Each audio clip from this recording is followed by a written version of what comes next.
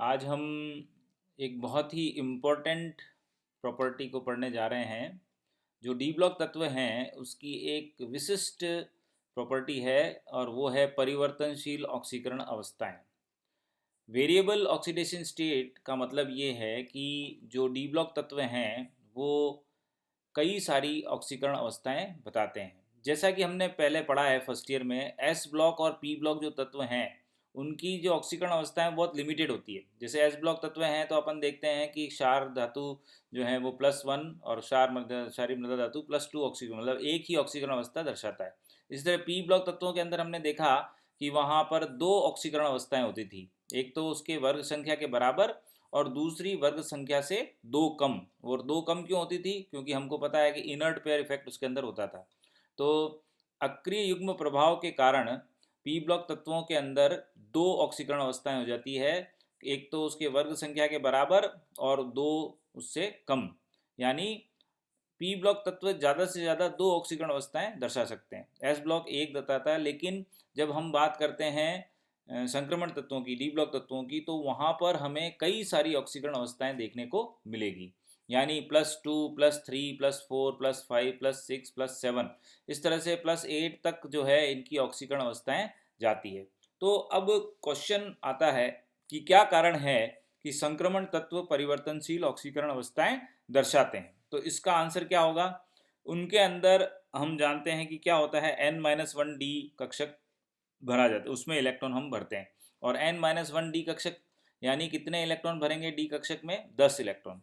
तो 10 इलेक्ट्रॉन में से पहले 5 जो हैं वो तो रहते हैं अयुग्मित, मतलब D1 कॉन्फ़िगरेशन यानी एक अयुग्मित इलेक्ट्रॉन, D2 के अंदर दो, D3 D4 D5, यहाँ तक तो जो 5 इलेक्ट्रॉन भरे हैं वो सब अयुग्मित रहते हैं। और D6 के बाद में उसमें युग्मन होना शुरू होता है और धीरे धीरे उसके अंदर अयुग्मित इलेक्ट्रॉनों की संख्या जो है कम होती जाती है। तो यहाँ पर जो अपना क्वेश्चन है कि क्या कारण है कि ये परिवर्तनशील ऑक्सीकरण या बहुत सारी ऑक्सीकरण अवस्थाएं दर्शाते हैं, तो उसका आंसर क्या होगा कि चूंकि 3D 4D 5D के अंदर मतलब जितने भी ये संक्रमण श्रेणियां हैं उसके अंदर 3D और 4s की एनर्जी बराबर है, 4D और 5s की एनर्जी बराबर है, 5D और 6s की एनर्जी बराबर है।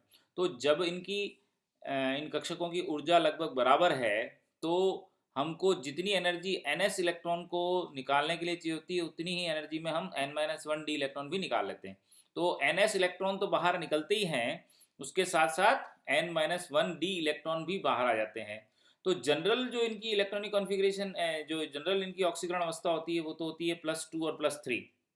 जनरल +3 हो गई, और जो NS2 इलेक्ट्रॉन आसानी से निकल जाते हैं उसके कारण +2 ऑक्सीडेशन स्टेट होती है। उसके बाद में जो तीसरा इलेक्ट्रॉन निकलता है वो है n-1d इलेक्ट्रॉन। तो तीसरा इलेक्ट्रॉन निकल गया n-1d से तो +3 ऑक्सीडेशन हो गई। चौथा इलेक्ट्रॉन निकलेगा n-1d से, मतलब दूसरा इलेक्ट्रॉन n-1d से निकलेगा तो +4 ऑक्सीकरण अवस्था हो जाएगी।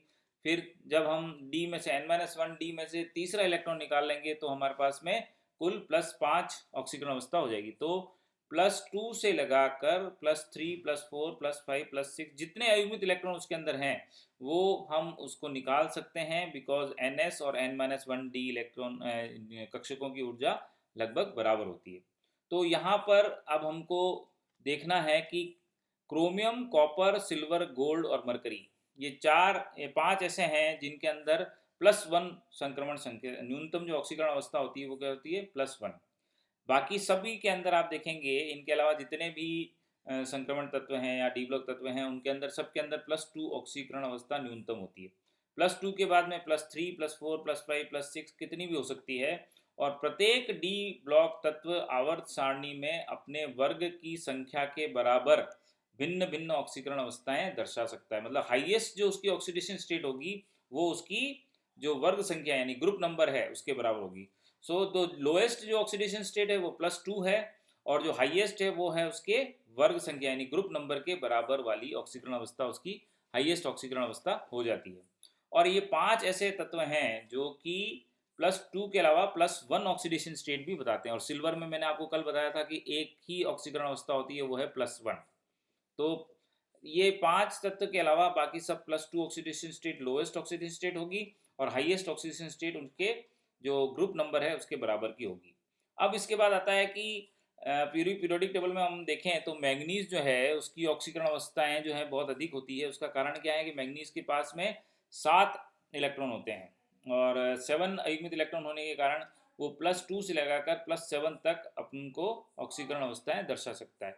तो Mn के अंदर दाएं बाएं से दाएं जाने पर चूंकि अयुग्मित इलेक्ट्रॉनों की संख्या में कमी आती है, Mn के दाएं व बाएं स्थित तत्वों की ऑक्सीकरण अवस्थाओं की संख्या में कमी आती है।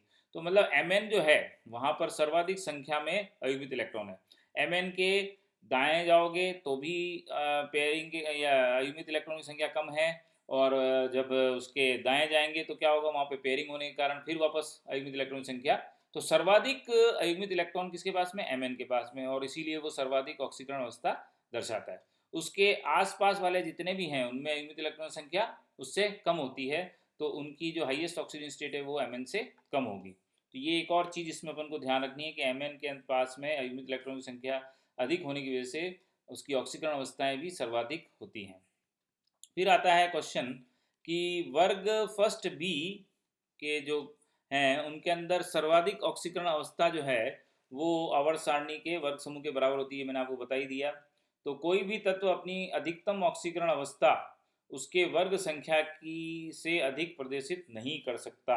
तो ये एक तरह का रूल है, तो हमें ये पता होना चाहिए कि उसका क्या ग्रुप नंबर है, और ग्रुप नंबर के आधार पर हम उसकी हाईएस्ट ऑक्सीडेशन स्टेट बता सकते हैं।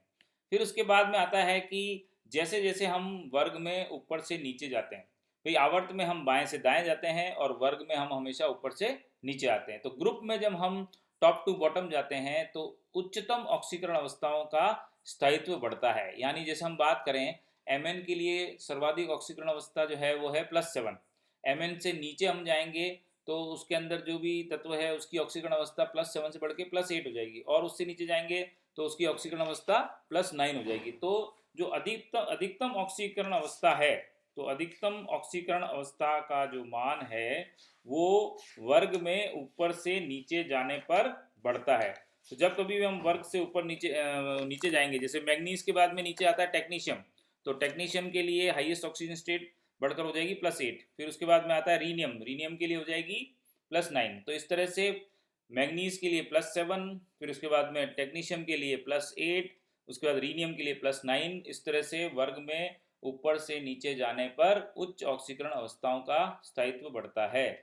फिर एक और जो बहुत इंपॉर्टेंट क्वेश्चन है, इसमें पूछा जाता है, आपसे कंपैरिजन किया जाता है, क्या कारण है कि टाइटेनियम +4 आयन टाइटेनियम +3 आयन से अधिक स्थायी है। ये एक्सप्लेन वाई वाले क्वेश्चन आते हैं और हर साल आते हैं। तो एक्सप्लेन वाई में आपको क्या बताना है, देखो T+4 के लिए इलेक्ट्रॉनिक विन्यास दिया हुआ है। 3 इलेक्ट्रॉनिक विन्यास बहुत ज़्यादा स्थायी होते हैं। पहला जिसके अंदर शून्य ऑक्सीकरण अवस्था मतलब शून्य इलेक्ट्रॉन है, या अर्धपूरित या पूर्णपूरित। तो आप देख रहे हो टाइटेनियम +3 के अंदर डी के अंदर 1 इलेक्ट्रॉन है, लेकिन जब टाइटेनियम +4 बनता है, एक इलेक्ट्रॉन हम निकाल लेते हैं तो उसके अंदर शून्य ऑक्सीकरण अवस्था आ जाती है। तो शून्य ऑक्सीकरण अवस्था स्थायी ऑक्सीकरण अवस्था है और इसलिए वो अधिक स्थायी होता है। इसी तरह से Mn+2 का स्थायित्व Mn+3 से अधिक होता है। तो उसका कारण क्या है कि Mn+2 के अंदर अर्धपूरित विन्यास है, और जब हम Mn+3 के अंदर उसको कन्वर्ट कर देंगे तो क्या होगा, उसका अस्थायी विन्यास, जो स्थायी विन्यास है वो अस्थायी 3D4 में कन्वर्ट हो जाएगा। तो कोई भी तत्व अस्थायी होना नहीं चाहता, तो इसलिए स्टेबल कौन सा होगा, Mn2+। Mn2+ will be more stable then that of Mn3+। तो D5 अर्धपूरित विन्यास है और वो अधिक स्थायी है, इसलिए Mn2+ will be more stable.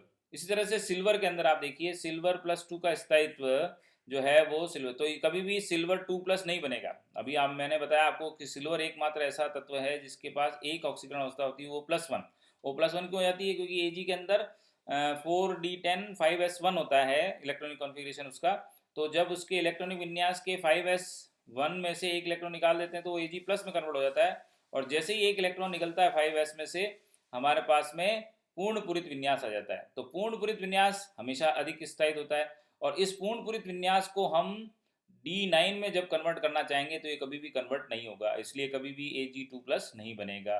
तो आपको ये समझाना है, ये तीनों एग्जाम्पल दे दिए, एक तो रिक्त विन्यास, दूसरा अर्धपूरित विन्यास और तीसरा पूर्णपूरित विन्यास। ये तीनों ही स्थायी हैं, और जहाँ कहीं भी पूर्णपूरित विन्यास आएगा, जहाँ कहीं भी अर्धपूरित विन्यास आएगा, और जहाँ कहीं भी पूर्ण पूरित विन्यास आएगा वे सभी स्थायी होंगे, और वही वाली ऑक्सीकरण अवस्था बहुत अधिक स्थायी होगी। कल भी अपन ने ये चीज़ पढ़ी थी कि अगर स्थायित्व ज़्यादा है तो इसका मतलब वो जो है पूर्ण पूरित या अर्धपूरित विन्यास है। फिर इसके बाद में एक बहुत इंपॉर्टेंट क्वेश्चन पूछा जाता है आपसे, क्या कारण है कि जब बारिश होती है, वर्षा ऋतु में जंग लग जाता है, जो भी लोहा है वो जंग खा जाता है? तो उसका आंसर अपन को ये देना पड़ेगा कि वर्षा ऋतु के अंदर वायु में नमी होती है, और जो नमी युक्त वायु होती है वो उसकी प्रकृति क्षारीय होती है।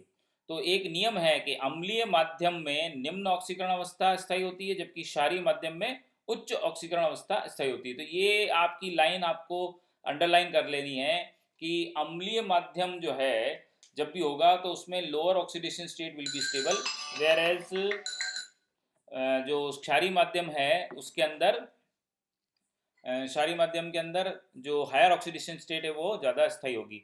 तो अम्लीय माध्यम और क्षारीय माध्यम की बात जब हम करते हैं तो हम ये देखेंगे कि जंग क्यों खा जाता है। तो जंग का मतलब क्या है? फेरस का फेरिक में कन्वर्ट होना, यानी +2 ऑक्सीजन स्टेट से आयरन +3 ऑक्सीजन स्टेट में चला जाता है। तो जब हम वर्षा ऋतु के अंदर नमी युक्त अपने पास में वायु होती है, तो नमी युक्त वायु हमेशा क्षारीय प्रवृत्ति की होती है, और जब क्षारीय प्रवृत्ति की होगी तो क्षारीय प्रवृत्ति में ferrous will automatically convert into ferric, और जब फेरस फेरिक में कन्वर्ट हो जाता है यानी उस पर हम कहते हैं जंग लग गया। तो इस तरह से नमी युक्त वायु हमेशा क्षारीय प्रवृत्ति की होगी, क्षारीय प्रवृत्ति में उच्च ऑक्सीकरण अवस्था स्थायी होगी, यानी +3 oxidation state will be more stable.